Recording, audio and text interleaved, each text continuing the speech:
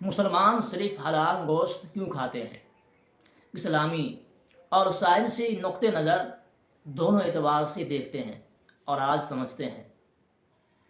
قرآن مجید میں بارہا حکم دیا گیا ہے کہ صرف وہی جانور کھایا جائے جن پر اللہ کا نام لیا گیا ہو، فَكُلُوا مِمَّا ذُكِرَ اسْمُ اللَّهِ عَلَيْهِ، بس ان جانوروں میں سے کھاؤ جن پر اللہ کا نام لیا گیا ہو۔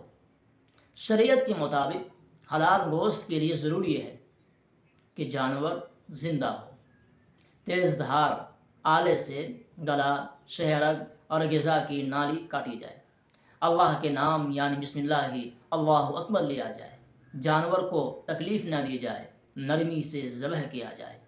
اور حرام گوشت مسلمان اس لیے نہیں کھاتے ہیں کہ مردار، خود یا وہ جانور جو اللہ کے سوا کسی اور کے نام پر ذبح کیا جائے، سب کے سب حرام ہے، اور یہ چیزیں روحانی طور پر نقصان دہ اور جسمانی بیماریوں کا سبب بھی بن سکتی ہے۔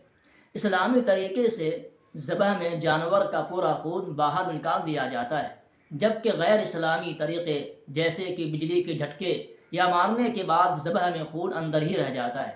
سائنس یہ کہتی ہے کہ خون میں مختلف جراثیم، وائرس، زہریلے مادے اور فاسد چیزیں ہوتی ہے۔ اگر یہ خون گوشت میں باقی رہے تو وہ خراب، سران بھرا اور بیماری پھیلانے والا بن جاتا ہے۔ حلال گوشت زیادہ صاف اور تازہ ہوتا ہے۔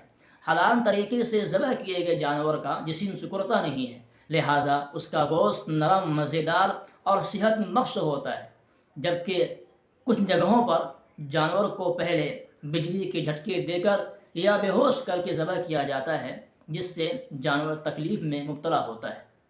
خون جم جاتا ہے، جسم میں تناؤ پیدا کرنے والے ہارمون نکلتے ہیں۔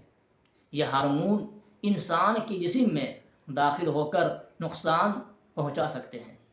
اب غور کریں تو پتہ چلا کہ حلال گوشت میں جراثیم کی مقدار کم ہوتی ہے اور تیزابیت کا درجہ بہتر ہوتا ہے، جس سے وہ زیادہ دیر تک محفوظ رہتا ہے۔ اسلام نہ صرف روحانی پاکیزگی کا حکم دیتا ہے بلکہ جسمانی صفائی اور صحت کا بھی مکمل خیال رکھتا ہے۔ حلال گوشت ایک مکمل نظام صحت ہے جو جسم، دل اور روح تینوں کو پاکیزگی عطا کرتا ہے۔ اگر آپ کو یہ ویڈیو اچھا لگے تو کمنٹ کریں، لائک کریں اور دوسروں کو بھی شیئر کریں۔